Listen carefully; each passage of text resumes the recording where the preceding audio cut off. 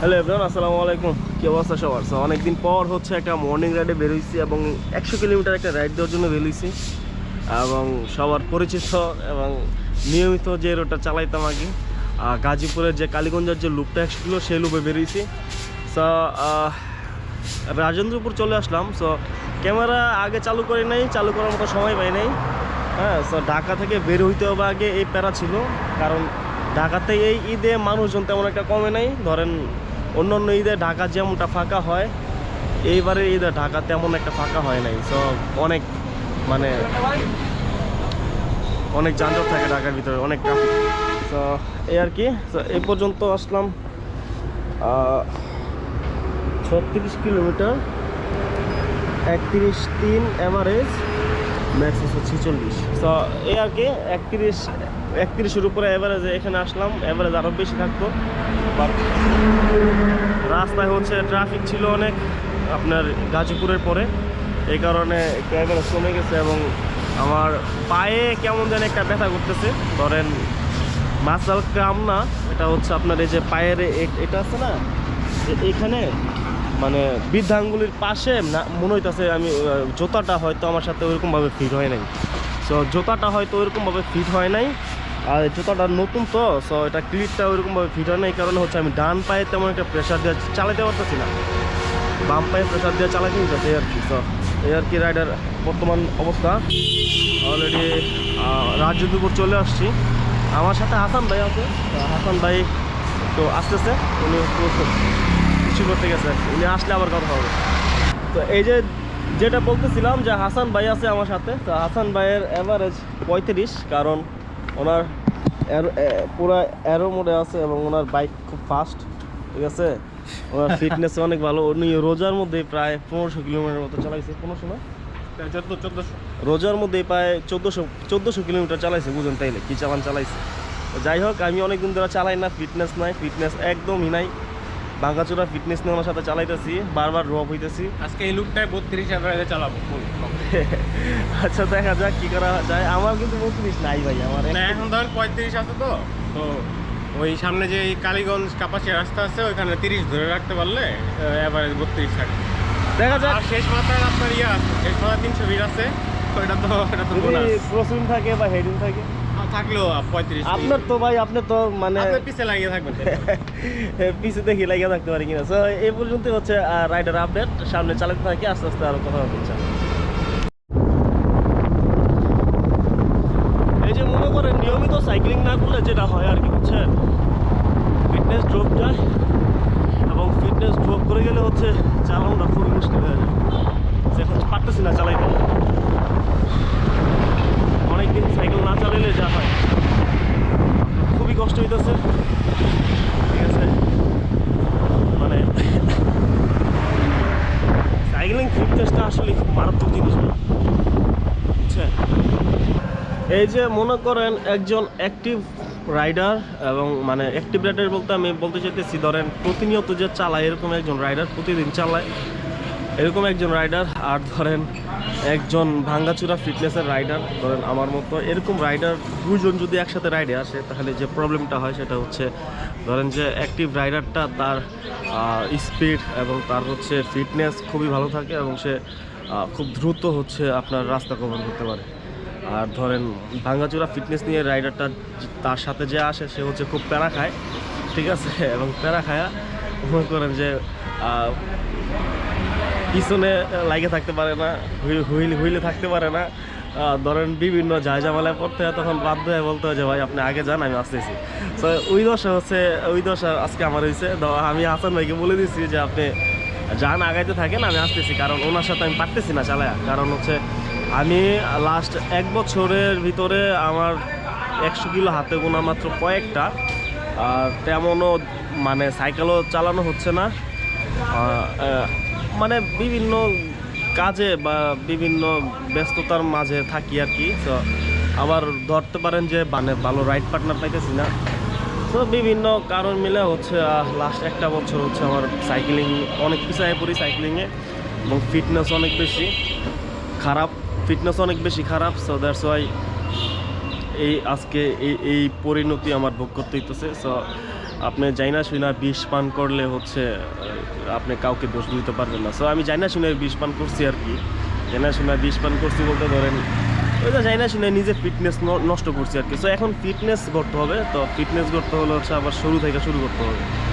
তো শুরু থেকে শুরু করতে হলে আবার আস্তে আস্তে আস্তে আস্তে আমার ফিটনেসটা যদি আগের জায়গায় নিয়ে যেতে চাই, বা ধরেন 35 বা 34 বা 33 অ্যাভারেজ রেখে 100 চালাতে চাই, বা 3 ঘন্টা 100 চালাতে চাই, ওইরকম ফিটনেসে নিতে হচ্ছে আমার আর একটু সময় লাগবে। আর সাইক্লিংটা কন্টিনিউ করতে হবে। সো এই আর কি একটা আপডেট দিলাম, কারণ আমি হাসান ভাইকে বলে দিছি যে আপনি চলে যান, আমি আসতেছি। তো কিছু করার নাই, কারণ আমার জন্য ওনার হচ্ছে একটা টার্গেট মিস করে মানে নষ্ট করা লাভ নাই তখন, এই আর কি। রাইডের এই পর্যায়ে হচ্ছে একটা জায়গায় দাঁড়াইলাম, কাপাসিয়া থেকে চালায়া 20 কিলোমিটার আসলাম একটানা। তো এখানে দাঁড়াইলাম একটু একটা জিনিস আপনাদেরকে দেখানোর জন্য, সেটা হচ্ছে এখানে যে জায়গাটা আমি আছি এই জায়গাটা একদমই ফাঁকা, এদিকেও ফাঁকা, কোনো মানুষজন নাই।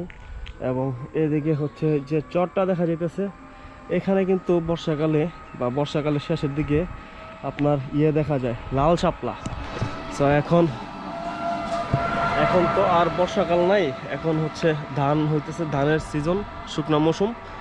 তো বর্ষাকাল আসতেছে সামনে, ধান কাটা শেষ হলে হচ্ছে এখানে পানি উঠবে, এবং ধান কাটা শেষ হলে পানি উঠবে এবং তখন আবার শাপলা দেখা যাবে। তো এখন যেটা দেখা যাইতেছে, এখন একদম সবুজ ঘাস, মানে ঘাস বলতে কি সবুজ ধান, ধান আর ধান আর ধান। এই ধানগুলো হচ্ছে কিছুদিন পর আবার পাকলে তখন আবার মানে গোল্ডেন কালার দেখা যাবে পুরো মাঠ। তো অ্যাকশন ক্যামেরায় কেমন আসতেছে জানি না, অ্যাকশন ক্যামেরা অনেক সুন্দর, ভিউটা অনেক সুন্দর। আমি আপনাদেরকে মোবাইলে দেখানোর চেষ্টা করতেছি, মোবাইলের ভিডিওটা আমি এটার সাথে অ্যাটাচ করে দেবো, তাহলে বুঝতে পারবেন, এই আর কি।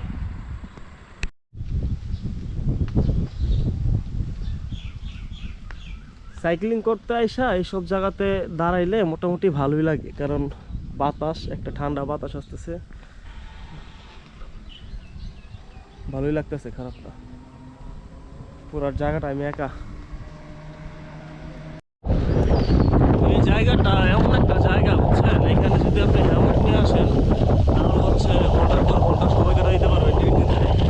অনেক সুন্দর একটা জায়গা, এখানে হেলমেট নিয়ে আসার মতো একটা জায়গা। তো এই আর কি, আস্তে আস্তে চালাইতেছি, হাসান ভাই অনেক ফাস্ট চালায় সামনে চলে গেছে, অনেক সময় মতো চালাইতে দিছি। আমি আমার মতো চালাইতেছি, ভালো লাগতেছে অনেক। আজকে আবহাওয়াটা মোটামুটি অন্যান্য দিনের চেয়ে একটু ঠান্ডা, এই আর কি, ভালো লাগতেছে।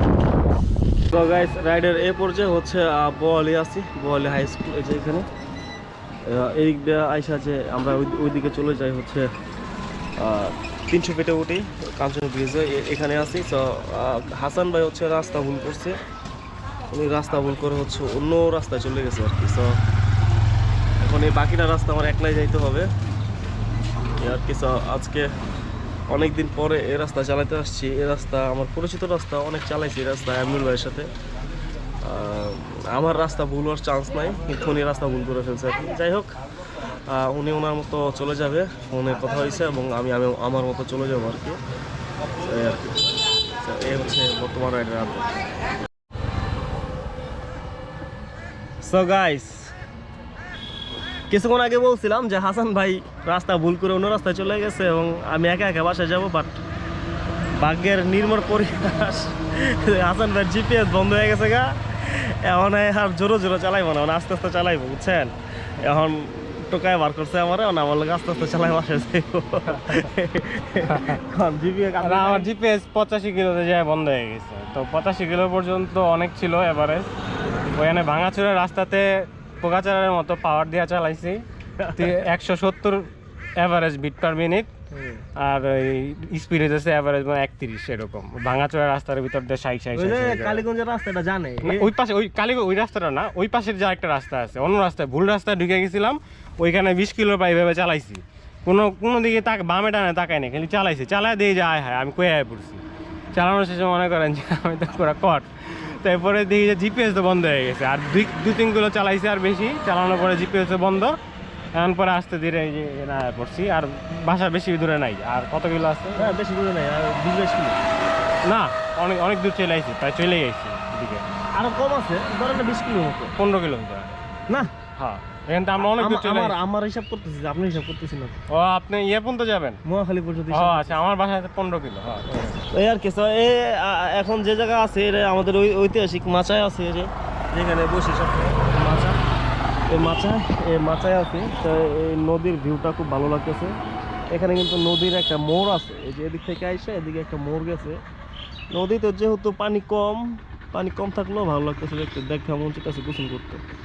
যাই হোক, এই মাচার এখানে বসলাম, এখানে একটু রেস্ট নিব, তারপর হচ্ছে সোজা বাসায় চলে যাবো আর কি। সো আজকে রাইডটা একটু অন্যরকম হতে পারতো, এমন হইতে পারতো যে এই লুপটাতে সবচেয়ে বেস্ট এভারেজ একটা রাইড দিতে পারতো, একটা বেস্ট এভারেজ। মানে এই লুপে আজ পর্যন্ত যারাই চালাইছে মানে আজকের এই রাইডটা একটা বেস্ট এভারেজ থাকতো যদি ওইভাবে চালা আসতে পারতাম। কিন্তু ঘটনা হইতেছে আমার ফিটনেস এতটাই ড্রপ করছে যেটা বলার মতো না। আমি হচ্ছে 24-25-এ চালাইতে গিয়ে অনেক হিমশিম খেয়ে যেতেছি এই রাস্তায়। তাহলে বুঝেন অবস্থাটা কি। আসলে cycling is an unforgiving sports, এটা সত্যি কথা, ঠিক আছে। এটা যদি কেউ বলে যে না, তাহলে এটা মিথ্যা কথা, বুঝছেন। কারণ সাইকেলিং আপনি সাইকেলিংটা যা দিবেন, সাইকেলিংয়ে আপনার তাই ফিডব্যাক দিবে, ঠিক আছে। এটা মাইনে নিতে হবে। সাইকেলিং না করলে ভাই আপনি যত বাহাদুরি হন কোনো লাভ নাই। আমার একজন নতুন সাইকেলিস্টও যদি এখন আমার সাথে চালায়, আমি তার সাথে চালাই পারবো না, এটাই সত্যি কথা। ধরেন কেউ নতুন একটা রোড বাইক কিনছে এমটিভি থেকে, কেউ নতুন একটা রোড বাইকে শিফট করছে এবং তার সাথে আমি এখন চালাই পারবো না, ঠিক আছে।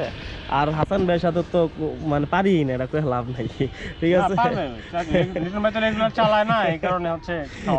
ভাই শোনেন, হাসান ভাইয়ের জোনটা অনেক স্ট্রং, বুঝছেন। মানে নর্মাল না, ধরেন একটু এক লেভেল উপরে জোনটু। ধরেন নর্মালি সাইক্লিস্টদের জোনটু যে লেভেলে থাকে, ওনার হচ্ছে এক লেভেল উপরে, মানে একটু মানে প্রো আর কি। আর কি মাছের এখানে আসি, আড্ডা মারতেছি, রাইড চলতেছে। এই যে মনে করেন যে আজকে যে রাইডটা দিলাম না, রাইড কিন্তু শেষ, ঠিক আছে। আমি এখন আমার বাসার আশেপাশে চলে আসছি। সো রাইড কিন্তু আজকের রাইড শেষ। সো আজকের রাইডে যেটা ঘটছে সেটা হচ্ছে প্রথমের 40 কিলোমিটার না 45 কিলোমিটার মোটামুটি ধরেন ভালো এভারেজ ছিল, 32+। আর অনেকদিন পরে সাইকেল চালাতে বেরিয়েছি, মানে ফিটনেসের এত খারাপ অবস্থা, মানে আমি নিজেরে এত খারাপ অবস্থায় মানে দেখবো এটা কখনোই চিন্তা করি নাই। আর হচ্ছে বিশেষ করে 100 কিলোমিটার রাইডের এই যে লুপটা আজকে চালাইছি, এই লুপটা তো বরাবর সবসময় চালাই, কিন্তু এই লুপটা আজকে যে আস্তে চালাইছি, এর চাইতে আস্তে কখনোই মনে আর চালাই নাই, এই আর কি। মিটারটা বন্ধ হয়ে গেছে, কাঞ্চন ব্রিজ পার হয়ে মিটার বন্ধ হয়ে গেছে। তখন হয়তো মিটারে আপনার ইয়ে ছিল হচ্ছে 98 something kilometre, 98 kilometre something. So 100 kilometre হওয়ার আগে মিটার বন্ধ হয়ে গেছে, কারণ মিটারের চার্জ দিনে হচ্ছে অনেক দিন যাবত। এ হচ্ছে অবস্থা। হাসান ভাই ছিল সাথে, হাসান ভাই খুবই ভালো রাইডার, উনি মূলত রেস করে আর কি। সো রেসার হিসেবে উনি হচ্ছে মূলত ওনার এফটিপি এবং হচ্ছে ওনার আপনার পাওয়ার আপনার হচ্ছে জোন ঠিক রেখা চালাইতে গেলে হচ্ছে ওনার জোন 2 যদি আমি বলি, ওনার জোন 2টা হচ্ছে একটু 1 লেভেল আপ, বুঝছেন। ধরেন সচরাচর আমি একটু আগেও যেটা বলছি যে ওনার জোন 2টা একটু বেশি আর কি, বুঝছেন, নর্মাল পিপলের চাইতে একটু বেশি। ধরেন 38-40 টাইপ পার আওয়ার গতিতে উনি জোন 2তে চালায়। সো এটা ওনার জন্য এটা খুবই ভালো, এরকম সবাই পারে না। সো আমার সাথে চালাতে গেলে একটু টাফ হয়ে যায় আর কি। সো জানি না উনি আজকে আমার সাথে চালায় প্যারা খাইছে কিনা, কারণ আমি খুবই আস্তে চালাইছি, আমার ফিটনেস খুবই ড্রপ আর কি। এই স্পিড খাচ্ছি, অনেকদিন পর মন চাইতেছে যে স্পিড খাই, একটু স্পিড খাচ্ছি। সো আজকের রাইডটা এই পর্যন্তই ছিল। পরবর্তীতে কোনো রাইডে বা ভিডিওতে বা ব্লগে দেখা হবে ইনশাল্লাহ। আল্লাহ হাফেজ, ভালো থাকবেন সবাই, সুস্থ থাকবেন, আসসালামু আলাইকুম।